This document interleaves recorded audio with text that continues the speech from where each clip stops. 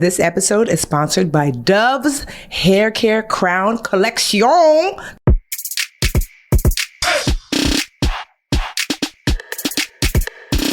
Hey, hey, hey, we're back. We're black. We are brown.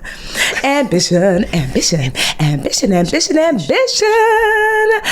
Real quick. I'm super excited because this episode is sponsored by Dove's Hair Care Crown Collection, because we fancy around these parts. Hey, Mantra, how are you, girl? I am ironically having a bad hair day, but I am so excited. Really? Because your hair was popping. I know, but I was upstairs. Well, you know how you're like, I don't know if you know, but I was like standing in the mirror with the scissors. Like, do I trim the bangs or do I just walk away? I chose nonviolence today. So I didn't trim. But yeah, so excited to have this show sponsored by not just Dove, but Dove's Hair Care Crown Collection, which is all about the curly, the coily, the kinky, the wave. Yes. And we're going to definitely get into, I don't know, like an in-depth, like sister girl conversation about our hair, because you can't separate, I feel like, Black women and their hair and their careers, money, business, personal life. It's just, it infuses everything. So we're going to get a little candid with y'all. But I haven't seen you in a while. We had like the best, beautiful Brown Ambition. We'll call it a summit, a self-care summit. Yes. A couple of weeks ago. And then my life fell apart like the day after. But I feel like you saw me on a high, and then the next day just, everything kind of went downhill. But that was so nice. I just want to acknowledge that. Yes, what happened was, like, Mandi and I were like, I told you this is my year of connectedness. Well, just in general, my life of connectedness. But this year I'm really leaning into it. And I was like, I'm going to come to Worcester. Mandi was like, it's actually Westchester. Stop calling it Worcester. Are you doing it on purpose at this point? No. That time I did, but just saying, and Mandi corrected me. I was saying, it said like, it's Westchester. I'm like, I'm coming to Westchester. So I said, okay, I'm coming. I've never been here. Yes. Isn't that crazy? You said a whole baby who I'd never met. I know. And like a whole house. I mean, it's just a lot has happened. I haven't seen Mandi since then, but I have not come to where she is. And I was like, you know what? And then she texted me, was like, let's make it. I was like, how about Saturday? She was like, how about Friday? And I was just going to come to the house. And Mandi was like, let's actually go to a spa. I was like, girl, say less. So went into one, I met her at her beautiful home. It's so crazy because Mandi's home and my home, the decor could be cousins. Right? Yeah. Because it's like similar colors back. I was like, ooh, I can live here. It's so cute. Her house is beautiful. And so literally like similar wall colors, similar tile color. It's just super comfy, super cozy. And so we met up, and then we went to, I guess it used to be a Ritz-Carlton, or it is still like they've kind of like reframed, right? Like it's this fancy hotel downtown is what it is, and they have a little spa. And I got a little hookup because my cousin does work there. So we got a cute little discount. We can be transparent about that. But I started to go there because I sneak in and I can use the pool because this has been a tough pregnancy and I haven't been able to walk as much as I used to. So anyway, and then I was like, oh, you do massages too, and it's really nice. So that's my like little home away from home now. And it felt really special because I'm like, come, let's. I don't remember people's names, but I remember Linda. I said, Linda, girl, we go together. What size ring you wear, Linda? Melinda massaged me down, honey. I was like, wait a minute now. It was so good. Mandi and I got in a pool together. I know. No, it was like warmish, but that was just so nice to just like wade through the pool. Me and Mandi just talking. It was just awesome. Yeah. And then we went to pick the baby up, the big baby. So far.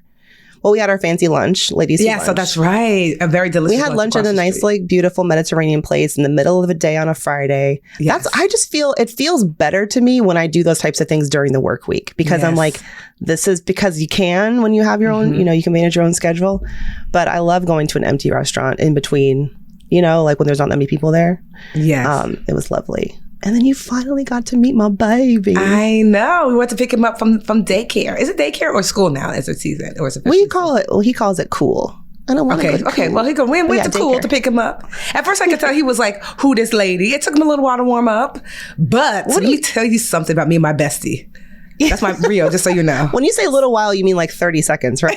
No, we got to the house and I could tell he was like, okay, this lady's in my house. Her name is Tiffany, obviously. And then just out of the blue, he was like, I've decided I like her. He climbed over the couch and just wrapped his arms around my neck, was like, I live with her now. Bye, mommy. I've never seen him do that with someone he just met.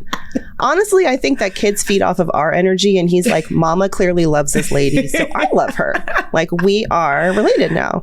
It was so awesome. That was so cute. And instantly I was like, I tricked, you know how it is, moms. I tricked Tiffany into babysitting. I was like, so he's cool. You guys are snuggling. I'm going to go get husband and I'll be right back. And I came back and y'all were in the exact same snuggling position. Yes, when I left. We were. You can't ever tell my mother-in-law that because she would be so jealous. Oh. Can't even do that for her. But it was the best though. So he was nice. just like, so we're friends now, actually best friends, and Molly's a friend too. Molly was like, girl, what about me? Oh my God, yeah, you saw my Molly surprises everyone with her girth. Is that the right word? Well, she's cute and thick. Her with presence, 2 C's. she's thick. She photographs her face is like little, but it hides the body. The body, yaddy, yaddy, yaddy. Legs and hips and body. Yo, Molly is giving body, but beautiful body. Okay, because we love all bodies here. But yeah, she's a natural girl. Yeah, she's adorbs. Adorable. It was so special though. Really, I was like, so because it's different when it really meant something to me that you got to see like how I live. I'm not that but just like where I live and my home and stuff. It made sense. And I was like, of course you should be here. And I wish you lived next door. My favorite part was like, and this was like, I was telling to Dr. Green, because I had like therapy on Saturday. And I was like, oh, I went to visit Mandi. It was so great. I said, one of my favorite parts is that I pulled up and you were like, you asked me something to the effect of like, what time do you have to leave? Or like, do you have a time frame? And I said, this is the only thing I plan today.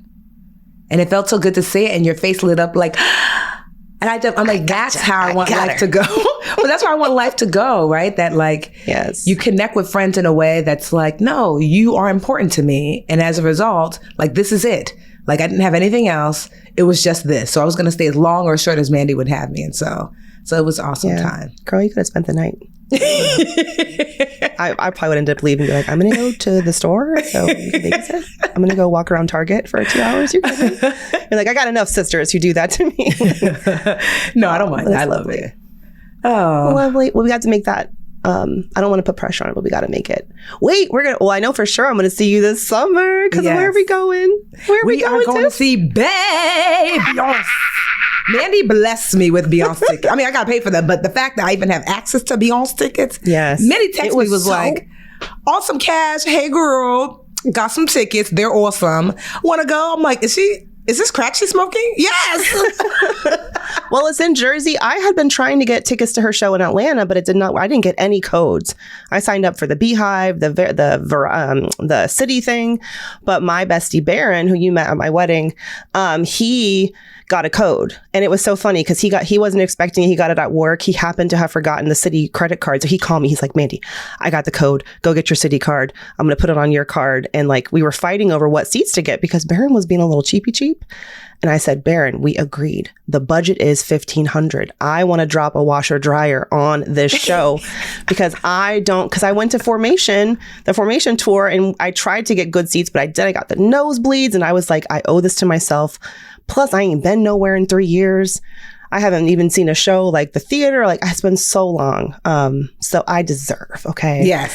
And so Baron got 4 tickets, and he said, okay, so you can bring a date and I can bring a date. And I was like, who the hell am I going to get? I'm going to pay this much money for a Beyonce ticket. You know me. I was like, Yeah. I love it because both of us are typically very, very, very frugal. Like, we're known. We're like legendary. Like, me and Mandi are legendarily frugal. But when she was like, it's $1,400, I said, done. Yeah. But that's what I love. If we're going to bring it back to like Brown Ambition and personal finance, that's what I love about this journey is because, I don't spend money on things that really don't enhance my life. So when it comes to something like this, I have it readily available. And I'm like, right now I'm wearing my Target sweatshirt and sweatpants. And I'm like, okay, Aunt, yeah, look at us. Okay. But then when it was like $1,400 bay tickets, I was like, girl, say less. Yeah. Pair of shoes. Some people drop that on a pair of shoes. Like, yes. No. But I just know this is going to be so fun. Baron's got to pick out who's bringing. And I was like, the vibe has to be right. I need approvals. I had to get you pre-approved by Baron because hey, Baron. like Beehive, Renaissance vibes only. Like we need, it has to be lit. Like, but I'm so excited. And that's something to look forward to this summer too. So I'll be two months postpartum. Should I bring the baby and like ask her to, maybe we'll be close enough that like some of her sweat and baptize her. We'll baptize her. Or I'll just like lift the baby up like Beyonce. Like we'll lift you up. Bless him. We gotta figure out how we're gonna do our hair. Speaking of hair. Oh my gosh, yeah. Well, my hair is Should we segue into the hair convo? Because should we take a break real quick first? Oh yeah, let's do that. That's what professionals would do. Let's take a break and be right back with more Brown Ambition. Again, sponsored by Dove's Crown Hair Care Collection. So excited. We're going to come back and have a juicy combo about our locks, our luscious locks. Hey, VA fam. Have you heard about the Crown Act? My Hair, My Crown is a new Dove self-esteem project tool for educators, parents, and mentors to boost hair confidence in kids with coils, curves, waves, and protective styles while building allyship in young people. The way we as Black women decide to wear our hair is our choice. Me and Tiffany certainly made our choice, you can see. Discrimination resulting from how we all choose to wear our beautiful locks is over. Dove co-founded the Crown Coalition in 2019 to advocate for the passing of the Crown Act. Race-based hair discrimination occurs at work and in schools with little girls too. Dove hopes to end that prejudice by supporting the Crown Act. After all, it's not just about braids and natural hair. Professionalism needs to be defined without biases. Tiffany and I want to encourage our listeners to wear their hair their way, loud and proud. If you're wearing your hair loud and proud, you will love Dove's Crown Collection. It's the first holistic hair and scalp system designed for your coils, curves, and waves. The superior ingredients include plant-based squalene, prebiotics, and vitamins. Purchase the Dove Crown Hair Collection for kids and adults wherever personal care and beauty products are sold. And we're back and fabulous. So yeah, speaking of hair, because I'm just like, oh, I'm gonna wear my hair. I was just thinking that, but it's crazy because I'm like, I feel like as a Black woman, that's what we're always thinking. Like, how are we gonna wear our hair? Yeah, how's the hair gonna wear us today? Yes, exactly. Because sometimes the hair just be deciding for us. What about you, Mandi? I'm curious because our hair is so, it's similar but different. Like lots of curls, but like mine are extra tightly curled. Like the girls would say I have 4C. Do you know what your what your curl pattern? What would they say? I have all of them. It is like a hodge. I have so many different curl patterns. My hair is so confused, and it took me a long time because let's talk about from early childhood to now, like what the journey has been, because part of me feeling as comfortable as I do now in my skin and my career and myself has coincided with me finally embracing and letting my hair do its thing. But yeah, the curl patterns, like I have tried to diagnose, and there's a million different, curl patterns in there. And it really, obviously I'm multiracial. My mom is white. She's super duper white, European and Irish. I got the 23andMe. I know exactly my percentages. And then my dad is blackity black. Yes, he is. Yeah. So I am like a lot of I think like a lot of mixed kids, especially mixed kids raised by a mom who doesn't have textured hair. God, my earliest hair memories, I don't even know what my texture was because I got my first relaxer at maybe 4 or 5 years old. I do see there are some pictures in my archive of me with like really cute. My mom would like put it in like these poofy ponytails and stuff, cute curly hair. But then it just stopped. And then I had these like long, straight, pin straight. And I asked her, I was like, who suggested that? And she said, I thought it was my aunts, like on my dad's side. But apparently she was walking through the mall and women would like comment on my hair. Black women would comment on my hair and be like, you need to take that baby and get her perm and, a relaxer. And so, yeah, it started out with that. I don't remember my first relaxer experience, but when I tell you, I remember the ones after that, like from burning my scalp and my mom doing the Just For Me kits at home. Was there ever a time when you were getting, like, what was your hair growing up when you were like young? And you had all these sisters too. Plus you're in a household that understands hair. Yeah, well, yes, because so my hair is like really, really, really like the tightly curls that you can get, like, Afro texture hair. Like if I didn't have like locks now, my hair would, be like Michael Jackson Afro, like, it grows out, not down. And so I've been natural like almost my whole life. I want to say I had a perm maybe 2 years out of my life. So literally I'm 43. So for 41 years, I have worn my hair naturally, just different natural styles, like braids and things. But when I was really little, like my mom, like she wasn't like this super braider. Some of my earliest memories are like of like other Black women braiding my hair. Like I remember there's this little girl, well now I call her a little girl, but she probably was a teenager that would come and like braid my mom we would visit one of my cousins, like I think they lived in Irvington or whatever, and she must have been like 14, and we kind of would just line up and get our hair braided by this young girl when we were little. I remember I did used to, especially for Easter Sunday and things, we would get our hair pressed. That's one some of my earliest memories, which is the worst because the grease, like that grease, you like hold your ear down, and sometimes it's too much grease, so it would literally burn your scalp. And then I don't know why, but maybe I just was really stubborn about getting my hair done. But around like 4th or 5th grade, my mom gave me a jerry curl. Jesus be offense. It wasn't even in then. Like I look back and I'm like, why would you give me a jerry curl? No, none of my sisters had it, just Tiffany.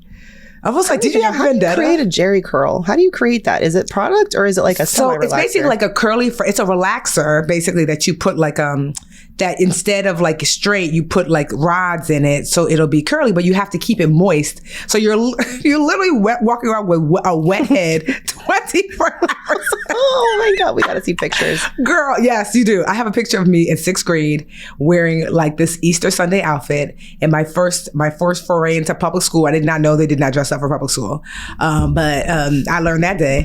And so I have a purple headband and this purple Easter Sunday outfit and my jerry curl on full display. So I just remember, I don't know, like I was such a tomboy, but I hated the notion of like getting my hair done. It just seemed like the world was telling me something's wrong with your hair. You have to do something with it. And I just remember being like, I wish it was like, I remember distinctly being like in like 2nd grade that I loved the Brady Bunch. And I always saw myself as Jan because she was the second girl and I was the second girl. So I would put on turtleneck. Like, so imagine a turtleneck, the neck part goes here, but I would put it like almost like a headband, the neck part on my head, and then let the rest fall. And we would walk around the house and be like, that's our hair. Like I must have been like in 1st and 2nd grade. And literally I just would have it swinging and say, I wish my hair swung like this because something must be wrong with mine because it doesn't do this. And so my first memories of my hair were that it was like a nuisance and that something was wrong with it because it didn't look like Jan Brady. Yeah. And I can so relate to that. I mean, my mom sitting there I remember crying thinking, is my mom going to live with me through the rest of my life? Am I ever going to be able to detangle my own hair? Because like the pain of getting, her washing my hair in the sink and then doing the relaxer and the, her fighting with the pink, like, should we do the pink grease? What's it called? What's the pink bottle? A moisturizer. Mm-hmm. Literally like the pink bottle and like the blue, there was like some kind of blue gel. I don't know what it's called. Oh, Blue Magic. Oh, Blue Magic. And then I like rebelled in my teenage years, just wanted to like at least be able to do my own hair. But then of course I couldn't. So there are some tragic yearbook photos of me. And for me, like I think we both went to like, I don't know, majority white schools. Mm-hmm. I did. Right. Mm-hmm. I went to like several different high schools. Some were more like less diverse than others, but certainly like really white middle school. And then later in my senior year, really like non-diverse. And I would get picked on so bad, especially by other Black girls for my hair. Like and we were like struggling financially. Relaxers cost money. We all know that, right? Like $50 to get and if you weren't able to keep touch-ups, it'd be more expensive. They want like $80. But yeah, I would get picked on, and I never loved my hair. I always felt like it was something to hold me back. I couldn't get it wet. Everyone had pool parties and I'd be worried about getting it wet. And my mom, my mom loved me, but I could tell she didn't love my hair. And that had an impact. We've talked about it since, but it really, and I feel like more women go through that too. Like to feel that your mom or the women in your life or whoever you're with, like look at your hair as a burden. It does not make you love anything. It doesn't make you feel good about it. I will say I was at least fortunate to grow up in a house where like everybody's hair was like my hair. So I didn't feel, although I went to Westfield High School and it was largely white, like 99.99%, in the house, there were 4 other little girls who had hair like mine. And my mom, although she had like a perm and she used to wear wigs. Sorry, Mom, I know. It's like, don't tell people about these wigs. But like still. Wigs are like everything. But now, but like under it all, like her hair was like mine. So I didn't feel weird. One thing I will remember is that like after the Jerry curl grew up, I was like, and I just started to get braids because braids started to be really popular. So we would get braids and I played sports. And so that was like, because I played like sports, like I used to run track, I played tennis. It was just easier, especially when Brandy came out.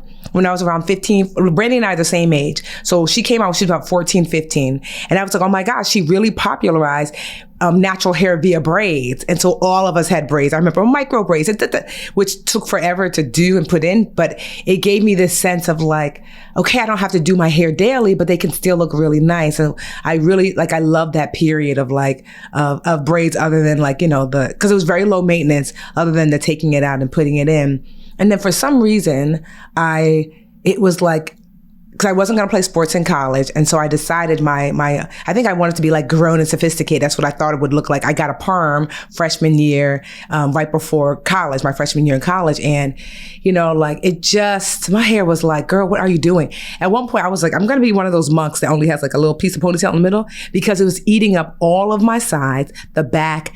I went to this, there was this West Indian woman, she was Jamaican, Lois, I'll never forget. And I used to go to her to get my perm. And I was like, and she was the one that told me, she's like, honestly, Tiffany, your texture hair is so opposed to the straight texture of the perm you're trying to achieve that you would either have to get perms so frequently that it's dangerous, or like when your hair grows in, which is like this tight curl and the perm is this really straight, where they're meeting, it's breaking no matter what we're doing. So she was like, girl, honestly, and this is before the natural movement. And I remember thinking, what am I going to do? I took scissors. I wasn't thinking. And I just cut off all of it was just breakage everywhere. I would comb it and hair would just be on my shoulders. Hair was always everywhere. And it was devastating. Like I felt like I was going bald. And I was just like, so I just cut it. And I started this kind of like teeny weeny afro that everybody was horrified by. I mean, Black women would stop me in the street and say, why would I do this to myself? Because it's not like now, nobody was natural. Like maybe with braids or whatever, but like a fro.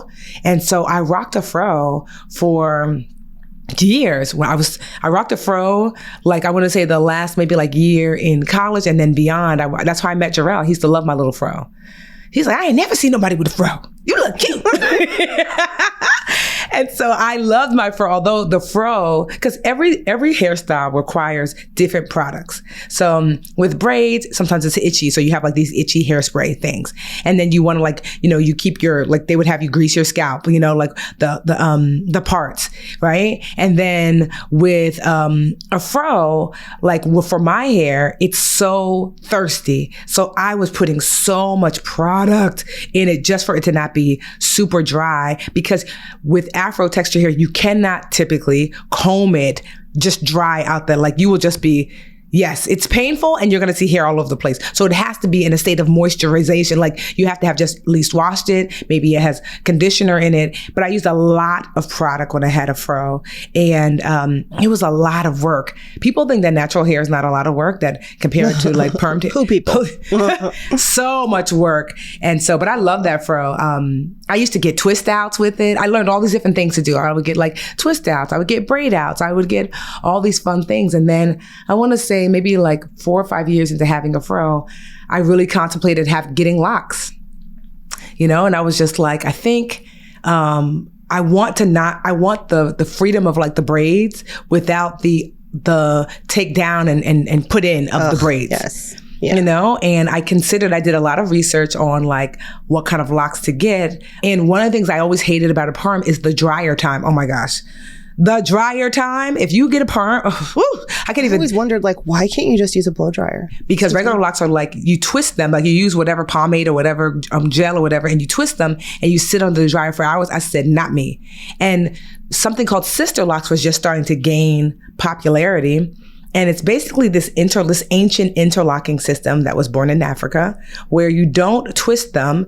It's almost like backward braiding. You take the end of the lock and then you loop it through like the gap in your root and you pull it through. And so when doing that a number of times, it actually begins to braid the root. And so you never have to sit under the dryer. And they were really expensive back then. I don't know like if they're super expensive now, but to start them, you anywhere from like $200-$300 to like $500-$600 to start them. And so I started my sister lock journey, I want to say in my mid-20s, maybe I was 25, 26, something like that. And I've had them ever since. Like now, if you were to see me now, my would you say mid-back? My hair's kind of mid-back, but it was longer before, and I cut them to my chin, and now they're back again. So I've had them like 20 years now? Maybe not 20, maybe like 15-ish. But either way, I love them. Like, I considered cutting them all off one day, like the other day, but not the other day, but I just... The other day? Yeah. But meaning like maybe like a few years ago. With the scissors? Just because I was like, maybe I'll do something different. But honestly, I love them because I'm kind of a tomboy, so I'm not someone who is going to do my hair a ton. So it's like, it's done. And what I love about them is locks, especially anything past 10 years, you get what they call mature locks. So in the beginning, your locks are like, just like basically like a braided fro. And then they start to bud, which is when they get like these, like they look like these fat, chunky caterpillars. You ever see people with that? And then the bud, there's an awkward stage, a teenage stage to locks where like the top part is tighter, but then there are buds at the bottom. And people typically don't like that stage. You stay there for a few years. And then they start to fully almost look like a braid all throughout. So I am fully mature locked. It's over 10 years. And as a result of them being so tightly compacted in these when I tell you, Landy, I don't put anything in my hair. I wash my hair like with shampoo. I use like a little bit of like really conditioner, and that's it. Like day to day, I don't put anything because there's no space for them. It will just like kind of sit on top. And this is the easiest and like my favorite style. Yeah, I mean, I likely will ride off into the sunset with this style, but I'm in a space now where I can honestly say that I love my hair. I think it's beautiful and I think it's strong, and it reminds me of my great grandmother that I met one time in Nigeria, which I wish I took a picture because I remember staring at her curl pattern and thinking it looks exactly like mine. And so, yeah, I love my hair now.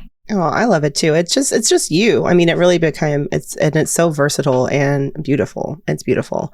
When you mentioned Brandy, I was like, my hair icons when I was little were the sister twins, Tia and Tamara, because I was like, wait, they have curly hair. Until the later years when they got them, they all had relaxers. And then I wanted the relaxer even more when Tia and Tamara got it done, when they straightened their curls. But that was my first inkling that maybe there could be a different life for me, but no one would ever let me get to that point because as soon as it grew out, it was a mess. It was nappy. It was a problem that needed to be taken care of, right?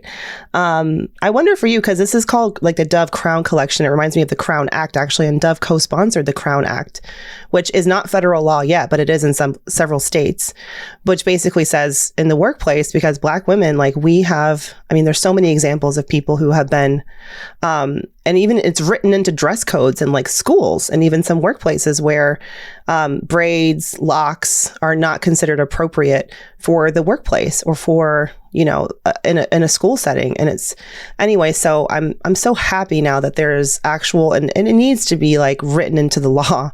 You cannot discriminate against us for our hair.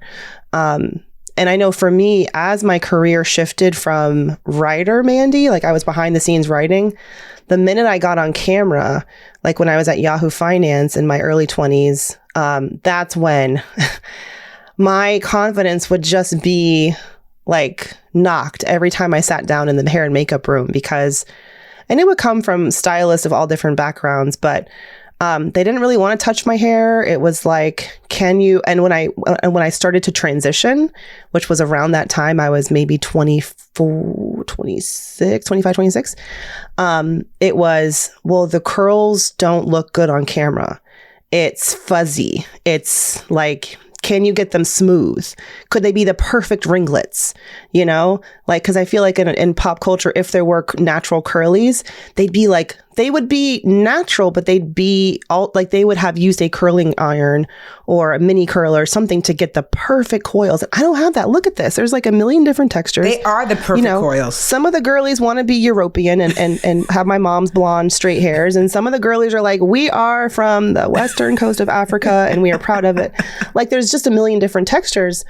But I'm so glad I stuck with it because it was a falling in love process for me. It started at my temples. I could see, well, really what it started was I became too broke for New York City relaxer prices, okay? They were like hundreds of dollars to get, a relaxer from a good salon. And I just was like, I don't want to pay for that. So I would go longer and longer in between. And then I could start to see at my temple, the curls. And I just stopped. I just stopped getting relaxers. And then thank God for YouTube.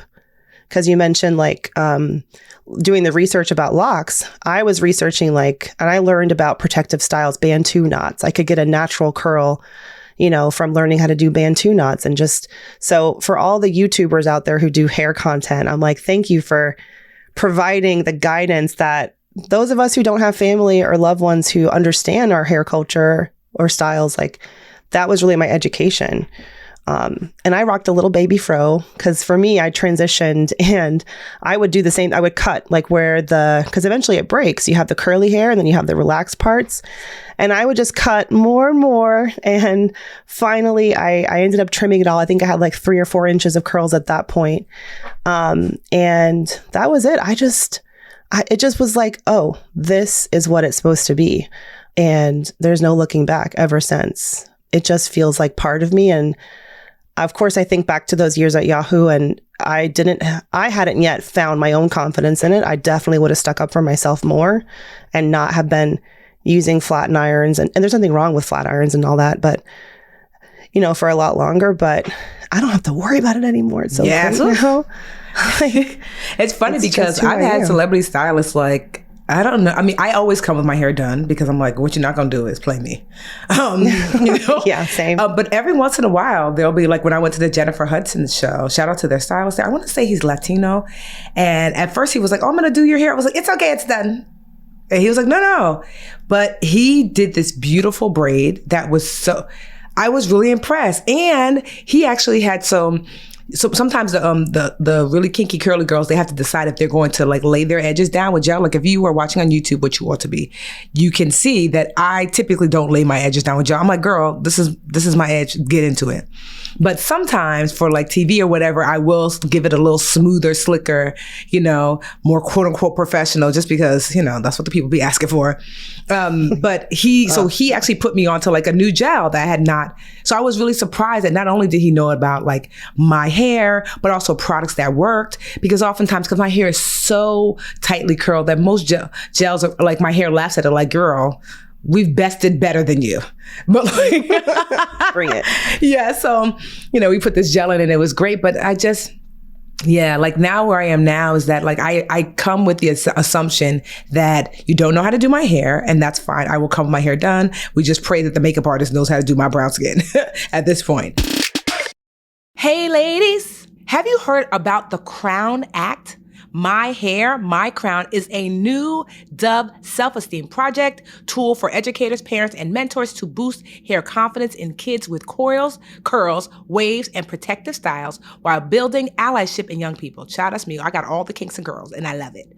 The way Black women decide to wear their hair is their choice. Me and Mandi certainly made it our choice. Discrimination resulting from how we all choose to wear our beautiful locks is over. Dove co-founded the Crown Coalition in 2019 to advocate for the passing of the Crown Act. Race-based hair discrimination occurs at work and in schools with little girls too. Dove hopes to end that prejudice by supporting the Crown Act. After all, it's not just about braids and natural hair. Professionalism needs to be defined without biases. Mandi and I want to encourage our listeners to wear their hair their way, loud and proud. You guys know I'm loud and I'm proud. If you are wearing your hair loud and proud, you will love Dove's Crown Collection. It is the first holistic hair and scalp system designed for your coils, curls, and waves. The superior ingredients include plant-based squalene, prebiotics, and vitamins. Purchase the Dove Crown Hair Collection for kids and adults wherever personal care and beauty products are sold. thankfully, if I'm being candid, one of the reasons why I also like sister locks is because traditional locks are typically bigger and thicker. And they're usually, when people say locks are unprofessional, that's what they mean. So if I'm being candid, sister locks was like a safer lock option, you know, meaning that like, it's like, it's more palatable. Yes. Yeah. To like, to the, you know, to in the professional space. Yeah. You know, so I've never felt that my hair was, you know, unprofessional. But because I chose these kind of like with this underlying, like, let me get these skinnier locks so it doesn't feel like, oh, she got locks, she over here Black Power, even though I am Black Power. But even like being on the cover of my book, It Good With Money, you know, like to be like this sister lock girl. You should have seen when they did the cover. So Tanetta Bell, who's an amazing photographer, she did like all of me and Mandi's pictures for Brown Ambition. She's done all my headshots. So Tanetta took the picture. And at first when the cover came back, you know, because that's not the background of the book is green, but I think like the actual background of the picture was like brown or white or whatever. So they had to cut me out. Like cut me out so they could put me on this green background. You should have seen how they cut my hair out. It was just like, it looked like, you know, just a smooth circle because I have a bun on my book. Yeah. So Tanetta came in and was like, no, absolutely not. She made them zoom in and cut around my small little curl. So that's why like the book looks so great, because they kept the texture of what my hair actually looks like. But that's what I mean about taking the extra step, because when the book didn't look as good because the initial care was not taken to ensure that the way my hair is actually shaped shows up, you know? And I'm just so grateful to that sister, hey girl, you know, like stepped in and was like, no, we're not doing that. Like I took this beautiful picture and part of the beauty is Tiffany's kinky, curly, beautiful hair. We're going to honor that on the book cover. And so, yeah, professionally, sometimes I do think about it, but you know, I'm at a point now where I'm like, girl, take it or leave it. And, you know, but I'm grateful that many times the places that I've been invited, people know something about my hair, or at least I know how to do it enough myself where I just come, like I know how to do enough myself where like I come ready, because, you know, you just never know. And I don't want to take the risk. When was the first time someone tried to touch your hair? Do you remember? I remember in high school, like probably middle school, but I distinctly remember in high school that like someone came up behind me. You know what it was? I had gotten braids over the weekend. And one of the girls, non-melanated, was like, oh my God, your hair grew so fast. And I was like, at your grown age of 14, I'm just going to use like just a little common sense. And I was like, I didn't know what to say because I was embarrassed because back then it was like, you have fake hair. You know, and I just said, like it was something to be ashamed of. Yes. You know? Yeah. And I just said, yeah, because no one was wearing extensions then, you know, like as far as like, you know, as far as I knew like all the Black girls knew like, oh, you get your braids or whatever. But like now, like everyone, Black, white, Asian, everyone gets like hair extensions, but it wasn't as common. And so I remember like people would always wanted to touch my braids, and I didn't have kind of like the language to tell people no. I would just be kind of like the petting zoo animal, like, okay. And so like, I'm all for curiosity because I too sometimes curious about somebody's hair, but to reach out and touch someone without their consent, whether it's their fuzzy sweater or their hair, is absolutely a no-no. And, you know, you would think that people would have enough common sense to know you don't touch anyone for whatever reason without their consent. Like, you know, you just don't. And so it's crazy now because I have my niece Amelia. I just saw them yesterday. So I call Roman and Amelia the Crazies. So I went to go visit the Crazies yesterday. And Amelia had the little Bantu knots, which were like indicative of she must have just got her hair washed yesterday, you know? And I was like, oh, Mimi, you got your hair washed? You could tell she was like, oh, my life. Because she wash day auntie. I know. She could tell that she was just like, so she's all natural. My sister Carol, those are her kids, they're all natural. And we tried with braids with Amelia. She just can't sit. Like she's still so little. She's only 5. So like getting like a whole intricate braided style, she's kind of what Black folks call tender-headed. And so like Carol does like more like Afro puffs for her. So it's like not as much time sitting down. And so, you know, I'm curious to see like what Amelia's like hair journey will be, because her texture, I was looking at it and I was like, oh my gosh, it looks just like my great grandmother's, looks just like mine, like tightly curled. It's beautiful, you know? And I just was like, so yeah, she's an Afro puff girl for now though. But now Mimi and all the other little girls, you got a whole aisle almost at the grocery store now of options for yourself. Like Rio, I use Shea Moisture in his hair and like Cantu conditioner. He's got loose curls. But I am like hyper vigilant of how I talk about my hair and his hair, because I want him to love it. And I finally got him now. He says, and he loves playing in my hair. And I remember when I was little, it used to hurt me because my little brother loved my mom's and my sister's hair. My sister's full white. My mom is full white. But my brother and I are both biracial. And he would just love the silky strands of my sister's and my mom's hair. And he would play. And then I would kind of feel, I would be like, no one wants to play. You can't run your fingers through this. Like, not even like, you would need some heavy duty equipment to do that. But Rio loves playing with my hair. He says, Mommy, your hair floofy. And I said, your hair is, because I call it floofy. And he's like, my hair floofy too. And he kind of like pats his little poof. I just want him to, I'm happy for kids today because I hope anyway that they can grow up loving it and really embracing the uniqueness of it. And no one's going to try to, although people do try to touch Rio's hair. I mean, I don't necessarily blame them because it's so freaking cute. No one tried to touch my hair until I started going natural. And then in the workplace, it would happen, usually in the bathroom. This is so cool. Like, this is great. And like, I feel like as I was transitioning, that was something I had to get used to, was now my hair, people comment on it even more, but I get so much love. It's healing to me from being, and I might get a little emotional, but like, it's healing for me from being like in middle school, dreading, like picking alternative routes. If I saw, Black girls walking down the hall, the ones who would bully me. Cause and Black girls, like I had some of my best friends in school, I was usually, I gravitated toward, them in band class, like all the sax players, they were like dope. Like all my friends were Black, but I would still get picked on in the hallway. But now women stop me and they'll be like, I love your hair at TJ Maxx or at Target or whatever. And I try to do the same because I think we're all healing. I feel like every Black woman you see, every woman with textured hair you see, Black, brown, whatever, there's a healing little girl inside them who's learned to love their curls. And it's because of products like Dove, of course, that make it possible that we can actually take good care of our hair and embrace it finally.